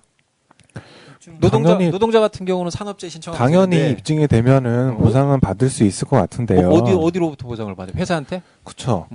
있을 것 같은데 그걸 입증하는 것 자체가 아니 이제 좀 많이 공식화되면 지금 이렇게 나왔는데 그게 사회적으로 공식화되면 요게 화학물질 관련된 운동을 하면서 좀 답답한 점이긴 한데요. 처음에 담배 팔 때 어떻게 팔았나요? 담배? 기호식품. 그렇죠. 마초의 상징. 막 팔았죠. 안전하다고 얘기를 하면서. 근데 그게 이제 조금씩 그 문제가 있다는 얘기가 나오기 시작을 했을 때 기업들의 반응은 이랬어요. 철저하게 관리를 하고 있다. 저거는 일부 사람들이 얘기하는 그 공식화되지 않은 비공식적인 논문일 뿐이다. 조금 더 시간이 지나죠. 조금 더 시간이 지나서 그게 정말 이제 확정적으로 이제 된 상황이 된 거예요. 지금 말씀하신 거랑 똑같아요. 그 상황에서 이제 이야기를 하면은 그 담배회사 기업에서 얘기하는 게 이거예요. 담배 위험한 거는 이미 다 알려진 건데 너희들이 피운 거 아니냐. 사서 피워놓고 왜 우리한테 그러냐. 그러니까 이게 시간이 지나면 지날수록 위험성이나 이런 것들이 좀 더 밝혀지고 예. 그렇다고 하더라도 그거를 책임 자체를 기업에다 물리는 것 자체가 쉬운 건 아니죠. 국내에도 아직 그 담배 관련된 소송이 진행되는 걸로 아는데, 그렇죠. 예, 근데 되게 어려운 상황이라고. 그러니까 어쨌든 외국계 제조사 지금 말씀도 해주셨으니까 법 제도적 문제가 이제 아니더라도 제조사가 좀 사회적 책임이나 뭐 이런 좀 의식이 좀 있으면서 제조사가 제대로 하겠다 그러면 이거 문제는 해결될 수 있는 거잖아요. 어떻게 보면 완전한 건 아니지만 어쨌든 제조사가 문제네요.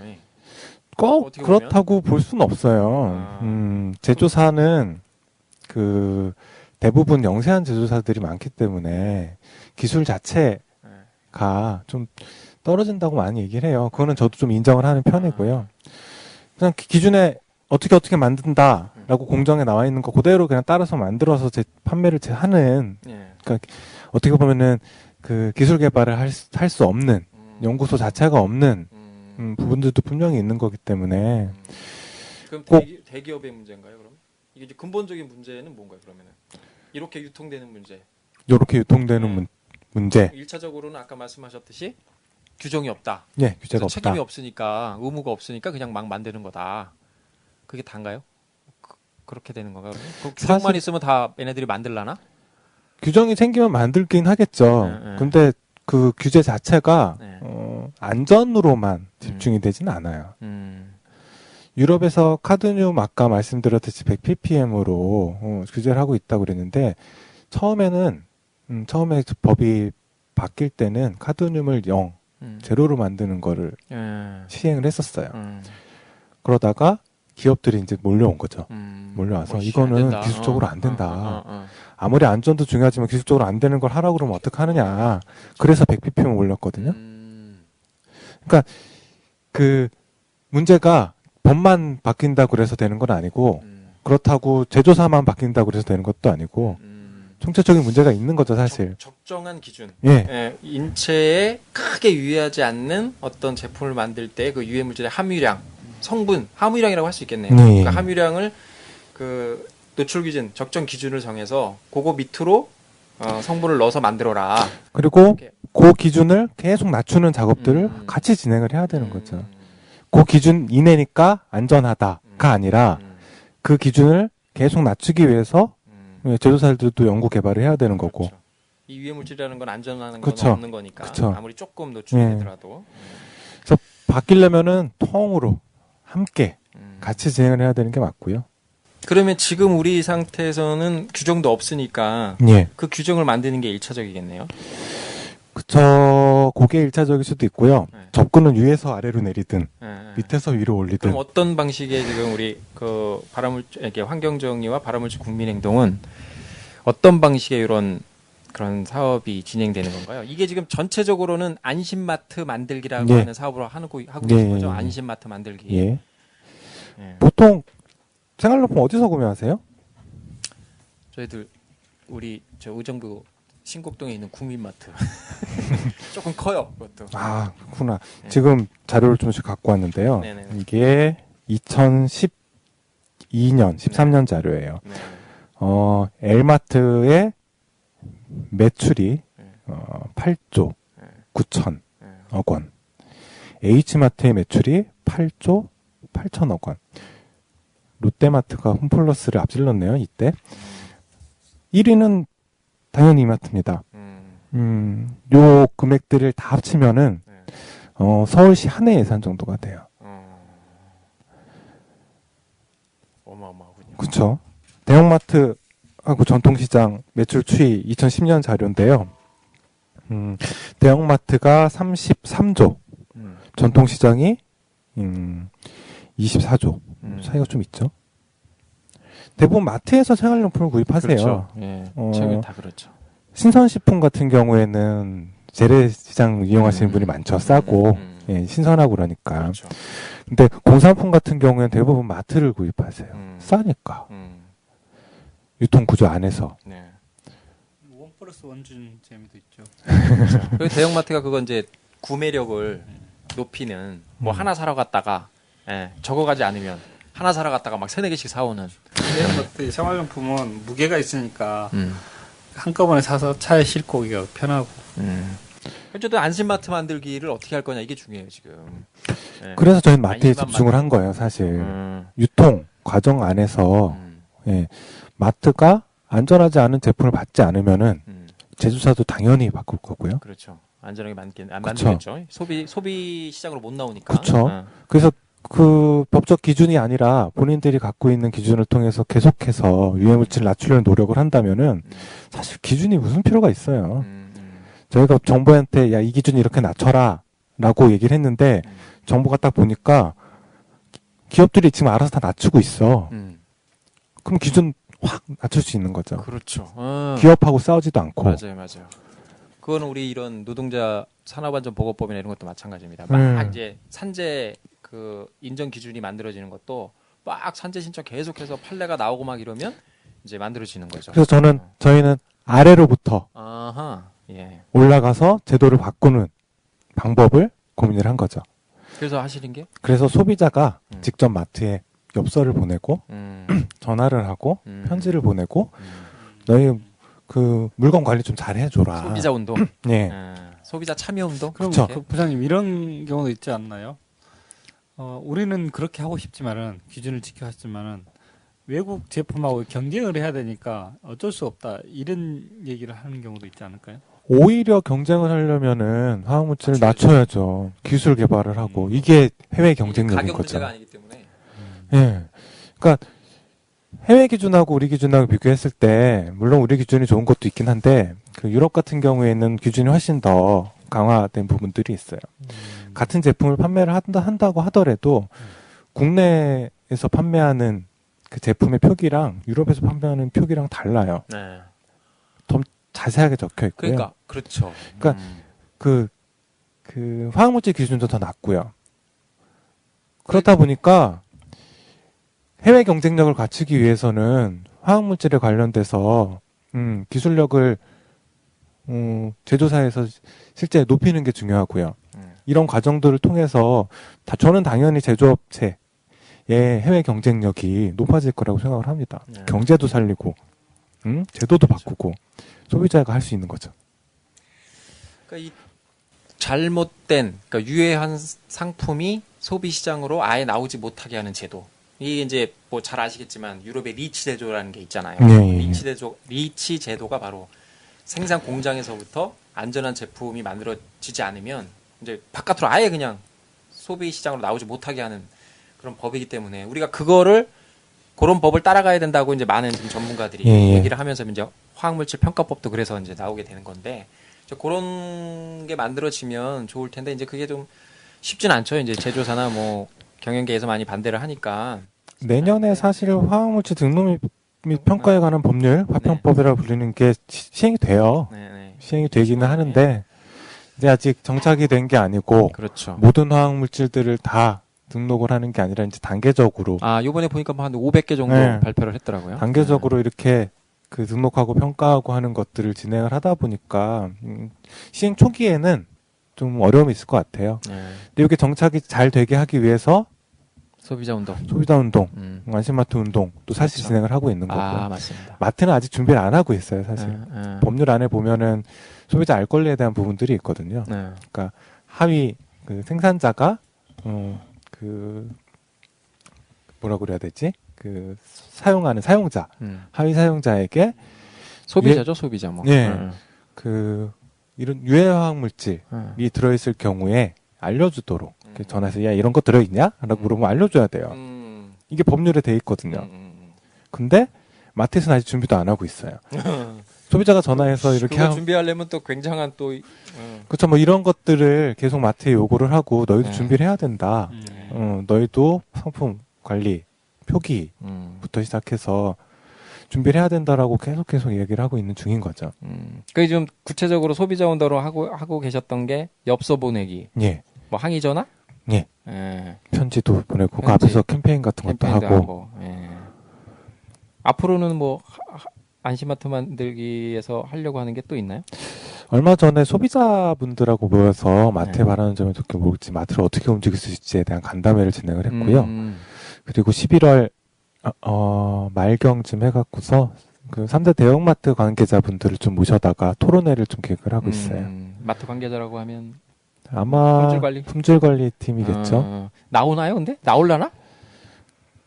그 정도 되나요? 우리 바라물질 국민행동과 환경정이 우리가 나오라고 그러면 나올라나 얘네들이? 나올 것 같아요. 안 나올 이유는 사실 없을 것 같고요. 국회의원도 좀 끼나요? 국회의원이 좀 참여하죠? 국회에서 진행을 할 거예요. 어느 분이 참여하나요? 의원 중에는. 같이 하는 의원이 누군가요? 일단은 김영지 의원하고 같이 좀 이 안심마트 입을 만들기 하고 있어요? 있고요. 안심마트 만들기 자체를 하는 건 아니고 의원이라고 같이 하는 건 아니고요. 뭐 건마다. 그렇죠. 저희가 마트를 실제 접촉을 해서 간담회 요청을 하고 했는데 안 나오더라고요. 그래서 좀 알아봤더니 뭐 걔네들이 안 나와? 우리가 한번 나오게 해줄까? 하던 게 김영주 의원실이었어요. 국회의원이 그래도 힘이 있어요. 아직 힘이 좀 있더라고요. 그래서 토론회나 이런 거 통해서 당연히 저희가 하고 있는 운동이나 이런 거에 대해서 동의를 해주셨고 그렇다면은 좀 잘 진행되기 위해서 마트 관계자들 한번 모아보자라는 게 합의가 돼서 같이 토론회를 진행하도록 한 거죠. 그럼 그 토론회에서는 이제 그 3대 마트 품질 관리자들이랑 이제 법 개정보다는 자체 뭐 잘해라 외국도 이러니까 너네도 그렇게 사회적 책임으로서의 사회적 대기업으로서의 뭔가 사회적 책임을 다해라 뭐 이런 정도의 메시지를 전달하고 뭐 하려고 하는 거죠. 그렇죠. 소비자 의견 전달하고 실제 검사된 내용들 위험한 부분들 전달하고 화학물질 이런 게 뭐 위험하니 너희들이 한번 관리해봐라 라고 전달을 하려고 하는 거죠. 이 발암물질 국민행동이 언제 만들어진 거죠? 이거 어떻게 만들어져서 어떻게 참여하시게 됐어요? 환경정의는. 솔직히 저도 발암물질 없는 사회 만들기 국민행동 정식 명칭이 이 발암물질 무슨 뭐 네트워크 뭐 이런 이름을 이전엔 가지고 있었다고 하는데 저도 그게 다 만들어지고 나서 이 운동을 하기 시작해서 들어온 상황이라서 이 전의 내용은 좀 제가 확실히 모르는 거예요.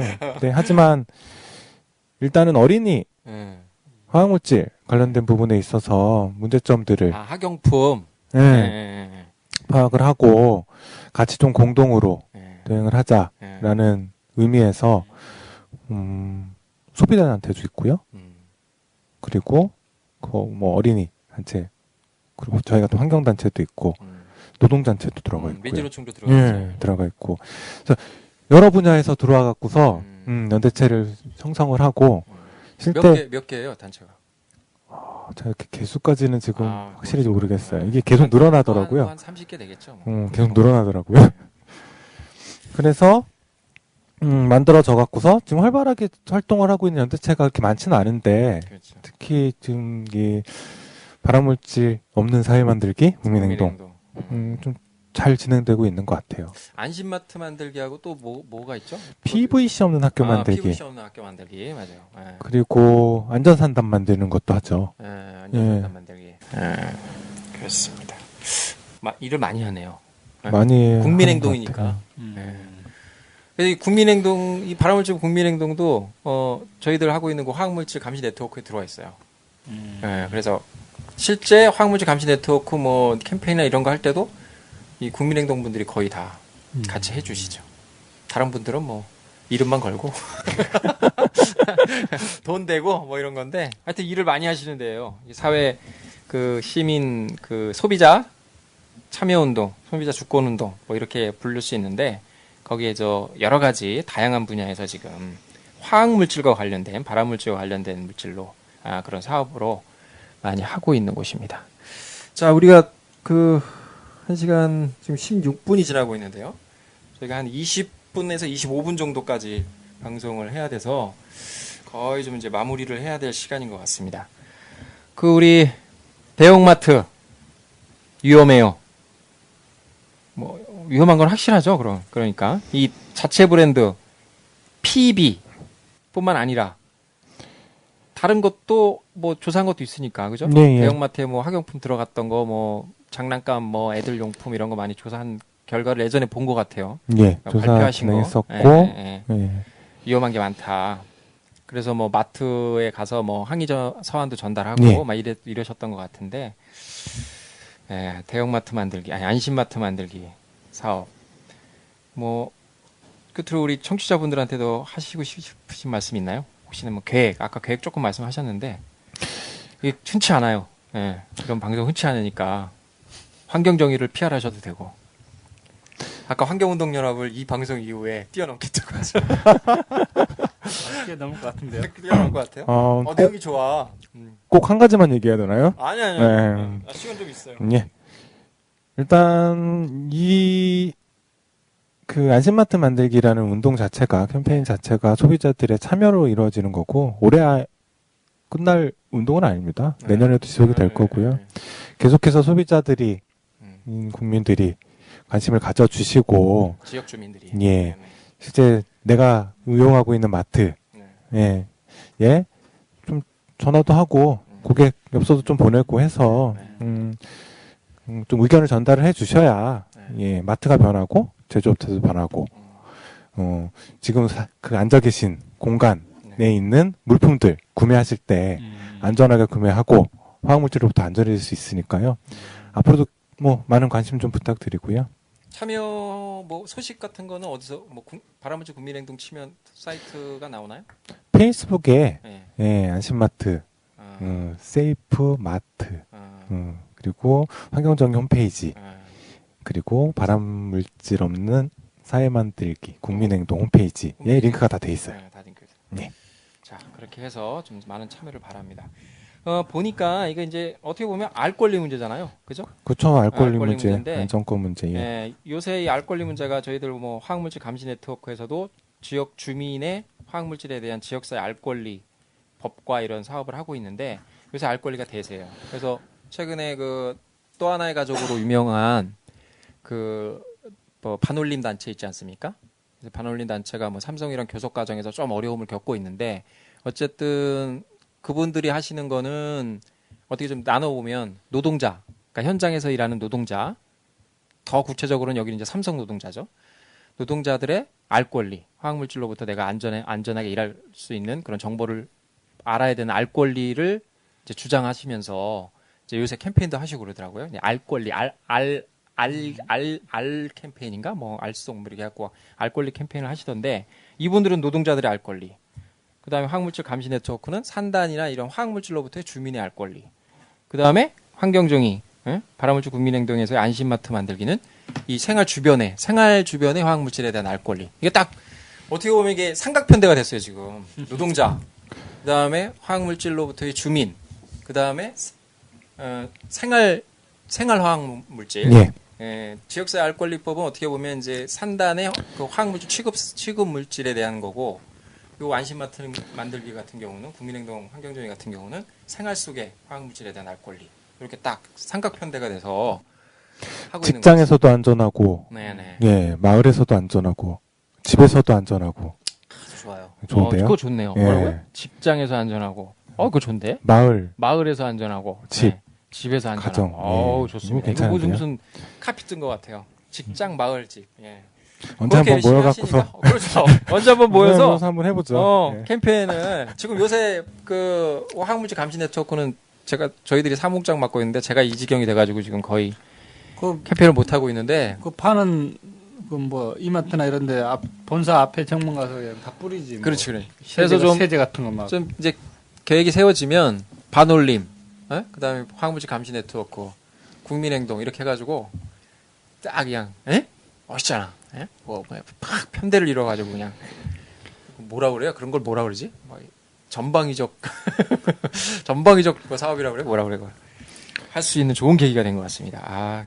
여러분들 많이 참여해 주세요. 다 많이 참여해 주셔야 돼요. 지금 그 반올림 분들의 알 권리 문제도 중요하기 때문에 삼성 백혈병 문제 여기도 많이 관심 가져주시고 화학물질 감시 네트워크에서 지금 만들고 있는 우리 동네 위험지도 여러 번 말씀드렸는데 거기도 많이 관심 가져주시고 그다음에 이제 환경정의의 안심마트 만들기 여기도 많이 참가하시면 뭐 여러 가지 참여하실 수 있는 게 많아요. 그러니까 이렇게 좀 소비자 운동 차원에서 참여를 많이 해주시기 바랍니다. 자, 오늘 아주 어렵게 진행을 하고 있는데요. 그래도 뭐 깔끔하게 자체평을 해보면 뭐 깔끔하게 잘 된 것 같아요. 네. 어떠십니까? 박정우 국장님. 지금 정신이 없을 텐데 어머님은 지금 밑에서 기다리고 계시고. 정신이 없네. 어떻게 됐어요? 뭐 진찰 결과는 잘 나왔나요? 모르겠습니다. 지금 임상혁 선생님한테 맡기고. 어디가 아프셔서 오신 거예요, 근데? 여기 환경정의하고 마찬가지로 저희 어머니가 서울 올라와가지고 이제 자식들 기르느라고 건물 청소 일을 오랫동안 했어요. 그래서 각종 그 화학 물질들을 많이 접했어요. 일반 그 시중에서 파는 세제 가지고는 변기나 이런 거 싱크대가 안 닦인데 그래서 회사에서 아주 독한 것을 상표도 없어요. 그 한 통 말통으로 갖다 주면 앞으로 이거 섞어서 쓰라고. 그러다 보면 막 눈도 지끈지끈거리고 막 폐가 안 좋으세요 지금. 폐 심장 같은 게 안 좋아가지고 한 10분만 걸으면 숨이 가빠서 못 걸으시고. 그 역추적해 보니까 이것도 직업병인 것 같아요. 그리고 뭐 천장 리모델링 공사 같은 거 실내 공사를 많이 하거든요. 네. 그런 거 아침에 이제 와 보면은 막 바닥에 하얀 가루들이 막 떨어져 있고 그런 걸 그런 환경 속에서 일을 했기 때문에 건강에 안 좋으시죠 당연히. 그래서 국내 유일의 직업병 전문 병원 녹색병원. 서울대학교 병원하고 거의 비슷한 급에 해당되는. 여기서 PR을 해주시네.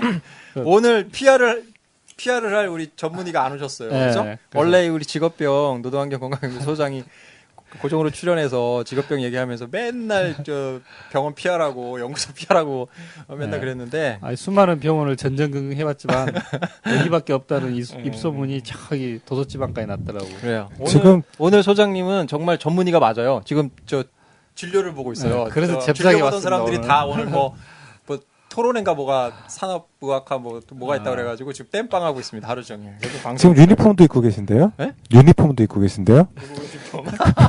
녹색병원이 막 여기저기 붙여 있는 유니폼 입고 환자복으로 지금 진행하고 있습니다. 환자복 입고 진통제 맞고 왔어요. 진통제.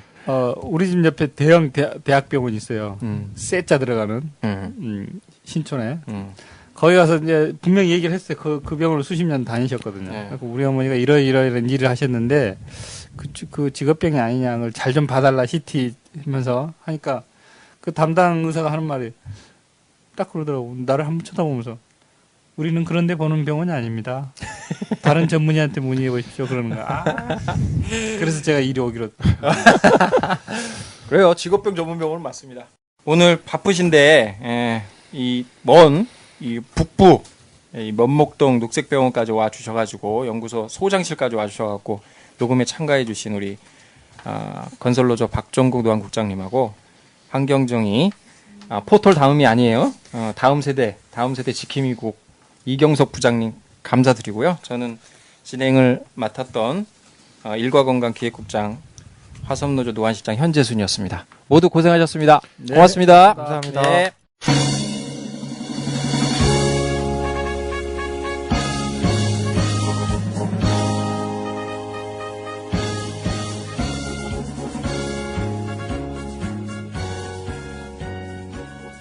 민주노총 위원장 신승철입니다.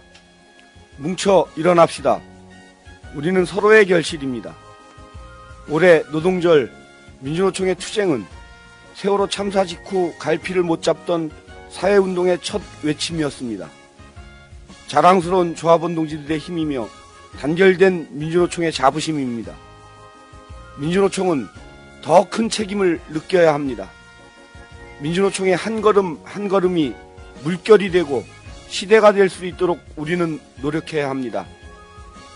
침몰한 세월호의 진실이 아직도 실종 중입니다. 안전한 대한민국을 위해 아이들을 헛되이 보내지 않으려는 가족들의 사투도 여전히 광화문에 머물고 있습니다. 가만히 있지 말자는 그날의 약속을 민주노총은 기억할 것입니다. 행동하는 양심만이 세상을 바꿉니다. 전태일 열사처럼 열사를 기억하며 일어섰던 수많은 노동자들처럼 흔들리지 않는 결속과 더 넓은 연대로 일어서야 합니다. 내년이면 민주노총 창립 20주년입니다. 20년의 영광은 조합원 한 분 한 분 손에 달려 있습니다. 내가 민주노총이라는 참여만이 민주노총을 새롭게 세울 것입니다. 고립된 노동자의 일상은 힘겨운 전투입니다. 그토록 피곤에 찌들어도 불안을 털어낼 수 없다면 더 이상의 개인이 감당할 수 없는 모두의 문제입니다. 사람다운 삶과 인간다운 연대를 위해 민주노총이 앞장섭시다. 모두 모입시다. 박근혜 정권이 민주노총에 난입하던 그날 이럴 순 없다며 달려오신 것처럼 와주십시오. 노동조합과 함께 황혼을 맞이한 선배부터 새로운 민주노총을 원하는 젊은 조합원들이라면 누구보다 앞서 와주십시오. 지금 이 순간도 투쟁하는 비정규직 노동자들과 어느덧 투쟁은 아련한 기억이 된 조합원들도 모두 뭉쳐봅시다. 고립이 얼마나 두렵고 단결이 얼마나 간절한지 억눌려본 이들은 알 것입니다. 그 두려움을 이겨내고 마침내 파업에 나선 순간 서로가 너무도 대견하고 너무도 고마워 뜨겁게 흐르는 눈물을 기억하십니까?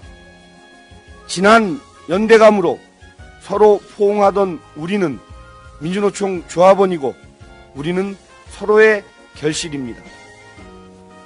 우리는 전태일 열사의 결실이고 산자들의 희망입니다. 미약한 일상의 투쟁과 그저 그런 투쟁 일정. 그러나 얕보지 마십시오.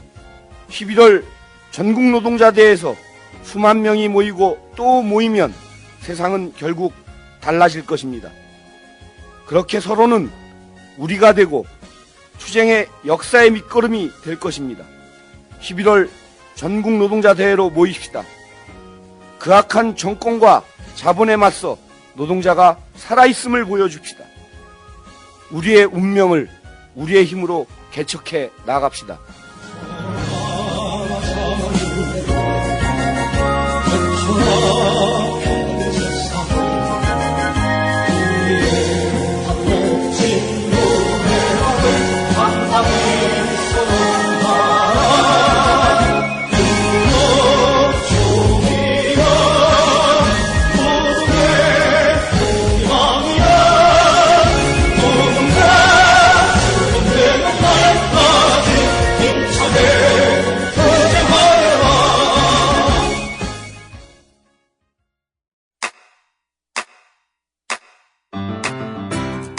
국민라디오 지지하는 4가지 방법 아시나요? 다운로드하기, 별점 주기, 댓글 달기, 구독하기. 국민라디오를 보다 많은 이들에게 전할 수 있는 가장 손쉬운 방법.